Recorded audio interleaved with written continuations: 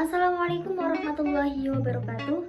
Perkenalkan, nama saya Dewi Hajar. Saya mahasiswa dari Prodi Pendidikan Agama Islam kelas A semester 5, Fakultas Agama Islam, Kampus Universitas Islam Malang. Di sini saya akan memberikan komentar, masukan, dan pesan dari film yang sudah saya tonton. Nah, di sini saya akan berkomentar sebagai orang tua dan sebagai guru. Video ini saya buat semata-mata untuk memenuhi tugas mata kuliah bimbingan dan konseling yang dibimbing oleh Bapak Adi Sudrajat, MPDI. Nah, film yang akan saya komentari kali ini merupakan film dari India yang berjudul Tare Zameen Par. Nah, film ini juga termasuk film yang sudah lama, mulai tahun 2007. Nah, jadi film yang berjudul Tare Zameen Par ini adalah film yang membahas tentang seorang anak yang berusia 8-9 tahun yang bernama Ishan. Jadi Ishan ini adalah seorang anak atau seorang murid yang tidak bisa mengikuti kegiatan di sekolahnya sebagaimana murid seperti biasanya. Nah, dia dikenal sebagai anak yang sangat nakal, anak yang bodoh, bahkan disebut dengan anak yang idiot oleh teman-temannya. Ishan hidup di tengah-tengah keluarga yang berkecukupan. Dia memiliki seorang ayah, seorang ibu, dan satu orang kakak laki-laki. Nah, di sini ayah Ishan itu memiliki watak yang sangat keras. Seorang yang sangat keras dalam membimbing anak. Ketika anak melakukan kesalahan, ayahnya langsung memarahinya. Nah, ia juga sering membanding-bandingkan antara Ishan dengan kakaknya yang laki-laki tersebut. Tapi di sisi lain, ayahnya juga sangat menyayangi Ishan dan sering juga memanjakan Ishan. Tetapi ketika ayahnya mengetahui Ishan melakukan kenakalan ataupun melakukan kesalahan, ayahnya tersebut langsung memarahi Ishan dengan sangat keras. Berbeda sekali dengan ibunya. Ibunya memiliki watak yang sangat sabar. Ia sangat sabar sekali dalam menghadapi kelakuan si Ishan tersebut, menghadapi kenakalan Ishan. Jadi ibunya sering mengajarkan pelajaran yang sudah diajarkan kepada Ishan, yang sudah disampaikan di sekolahnya. Nah, itu di rumah itu tadi diajarkan lagi dengan ibunya. Meskipun Ishan sering kali kabur waktu diajarkan oleh ibunya, terus juga tidak langsung paham dengan apa yang diajarkan oleh ibunya sangat sabar, dan ibunya juga sering sekali menangis karena merasa lelah dan kasihan kepada Ishan. Kelakuan Ishan ini sangat bertolak belakang sekali dengan kakak laki-lakinya tersebut. Nah, kakaknya Ishan ini bernama Johan. Johan adalah anak yang sangat pintar dan cerdas. Dia sering mendapatkan peringkat 1 dalam setiap mata pelajarannya di sekolahnya. Jadi, semua orang juga merasa tidak percaya bahwa Ishan ini adalah adiknya si Johan tadi. Johan ini sangat menyayangi kepada Ishan. Terkadang ia juga merasa iba atau merasa kasihan kepada Ishan karena sering melihat Ishan dimarahin oleh ayahnya secara keras, karena Ishan juga sering sekali membuat kenakalan atau masalah dengan tetangganya, sehingga tetangganya juga banyak sekali yang mengeluh kepada orang tua Ishan. Nah, Ishan ketika dimarahin oleh ayahnya tersebut, dia malah tidak merasa takut, tetapi ia malah marah kepada kedua orang tuanya dan kembali lagi melakukan kenakalan-kenakalan yang lainnya. Nah, kenapa Ishan melakukan hal tersebut? Karena Ishan ini adalah anak yang tidak bisa dikerasin, anak yang tidak bisa dibentak, dan anak yang tidak bisa ditekan. Nah, jika dia dikerasin atau dibentak atau ditekan oleh orang-orang yang ada di sekelilingnya, maka dia akan tidak merasa takut, tetapi dia akan menjadi marah. Dia juga tipe anak yang apabila diajarin harus dengan sangat sabar dan harus disertai dengan praktek. Jadi bukan hanya sekedar tulisan di papan, jadi guru menulis materinya di papan dan menyuruh muridnya untuk memahami isi materi tersebut. Jadi disuruh memahami sendiri. Nah, itu Ishan itu tidak bisa kalau seperti itu. Nah, kenapa begitu? Karena Ishan ini adalah anak yang menderita penyakit disleksia. Nah, apa itu disleksia? Disleksia yaitu gangguan belajar yang dialami anak dalam hal membaca dan menulis. Dia seringkali melihat tulisan seolah campur aduk, dan di dalam imajinasinya itu dia melihat tulisan itu seakan-akan menari-nari secara tidak beraturan. Dengan begitu, Ishan mengalami kesulitan dalam membaca dan mengingat. Nah, karena kesulitan yang ia alami ini, dan menyebabkan semua gurunya yang ada di sekolahannya tersebut memarahi dan mengeluh terhadap Isyan. Sampai akhirnya kepala sekolahnya memanggil orang tua Isyan ke sekolahannya, dan akhirnya orang tuanya tersebut mengambil keputusan untuk memindahkan Isyan ke sekolah asrama. Akhirnya dipindahkanlah Isyan oleh orang tuanya ke sekolah asrama.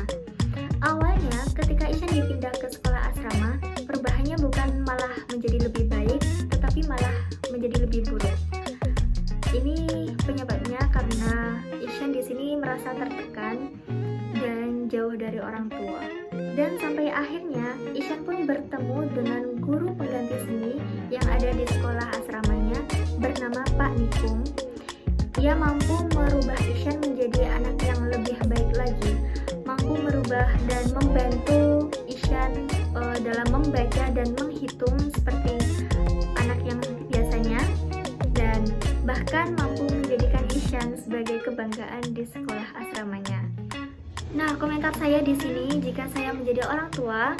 Nah, di sini kan dijelaskan bahwa ayahnya itu memiliki sifat yang sangat keras dalam mendidik.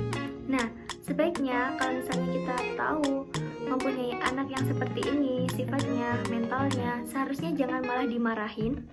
Karena apabila anak yang memiliki mental seperti ini, apabila dimarahin, dia malah menjadi down. Jika anak yang seperti ini dikerasin, ditekan, dia bukan kita sebagai orang tua bukan malah membuat dia paham dengan materi yang kita ajarkan, tetapi dia akan tidak paham dengan materi yang kita ajarkan. Nah, sebaiknya di sini kita sebagai orang tua harusnya kita harus lebih bersabar lagi dalam mengajarkan atau memberikan materi kepada anak yang memiliki mental yang seperti itu atau mengidap penyakit disleksia tersebut. Nah, dan kita juga sebagai orang tua harus lebih telaten dan memberikan perhatian khusus kepada anak kita, serta selalu memberikan atau mensupport anak kita agar lebih bersemangat lagi ke depannya. Nah, di sini untuk masalah yang membanding-bandingkan anak, di sini kan ayahnya suka membanding-bandingkan antara Isyan dengan Yohan kakaknya. Itu seharusnya kita sebagai orang tua tidak boleh membanding-bandingkan. Kita sebagai orang tua jangan membanding-bandingkan anak, karena setiap anak itu sudah memiliki porsi dan kemampuan masing-masing. Setiap anak itu memiliki kelebihan dan kekurangannya masing-masing.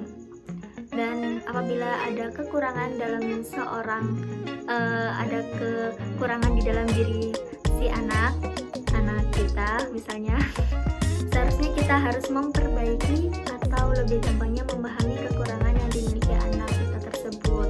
Jadi jangan malah dibentak, jangan malah ungkit-ungkit kekurangan yang dimiliki anak itu, karena itu bisa membuat anak menjadi down.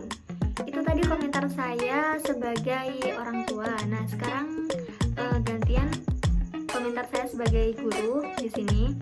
Di dalam film ini menurut saya tidak mencerminkan sebagai guru semestinya, karena di dalam film tersebut sudah jelas terlihat guru selalu memarahi dan selalu menghukum muridnya ketika muridnya melakukan kesalahan, atau bahkan murid tidak memahami materinya pun itu dihukum oleh gurunya. Nah, menurut saya itu terlalu keras dalam mendidik murid. Seharusnya jika kita sebagai guru apabila mempunyai murid yang misalnya susah dalam memahami pelajaran atau murid yang nakal, itu jangan langsung sedikit-sedikit dihukum, jangan langsung dimarahin dan dibentak. Kenapa seperti itu? Karena kita sendiri juga tidak tahu mental setiap anak itu seperti apa. Jadi mental setiap anak itu berbeda-beda dan kita itu tidak tahu. Nah, apabila kita mempunyai murid seperti Isyan tadi, mungkin saya sebagai guru di sini harus melakukan pendekatan kepada murid kita, dan dengan cara mencari tahu latar belakangnya bagaimana. Nah, kalau misalnya sudah tahu, baru kita berikan perlakuan secara khusus, ajak dia bicara dengan baik agar dia nggak merasa takut kepada kita sebagai gurunya. Nah, Terus kita juga ketika menyampaikan materi, alangkah baiknya disertai dengan praktek. Jadi tidak cuma menulis materi kita di papan dan menyuruh langsung murid-murid kita untuk memahami materi sendiri. Nah, di bagian akhir film ini saya sangat terharu sekali dengan gurunya, karena perjuangan gurunya dalam mengubah dan mengajarkan si Ishan ini tadi sangat besar sekali, dengan mulai mengajarkannya dengan telaten, dengan sangat sabar, dan diajarkan sedikit demi sedikit, akhirnya bisa mengajarkan Ishan ini mampu membaca dan menghitung seperti anak-anak normal yang lainnya. Nah, kesimpulannya dari sini, kita sebagai calon orang tua dan calon guru harus mengetahui karakter setiap anak, setiap murid kita, dan yang paling penting, jangan disertai dengan kekerasan dan harus diiringi dengan kasih sayang. Demikian masukan, komentar, dan pesan dari saya. Apabila ada kesalahan dalam berucap, kurang lebihnya mohon maaf yang sebesar-besarnya. Terima kasih. Wassalamualaikum warahmatullahi wabarakatuh.